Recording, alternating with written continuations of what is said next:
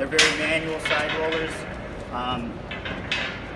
The pucks fit in here, so if you need to open or tighten anything up.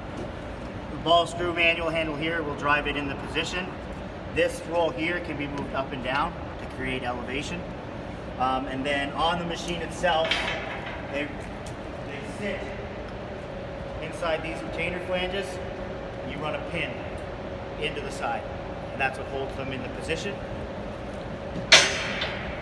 That's pretty much it for, there's no auxiliary like off the middle, it's just the side rollers.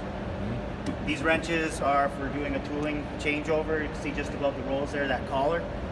So this little nub fits in the collar, and you can run it right up against the other shaft of the machine to loosen or tighten off the rolls, move them up and down.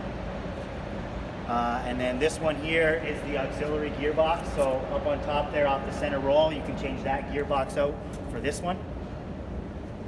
And that creates sort of like an auxiliary center roll. You have a little bit more shaping power at the middle.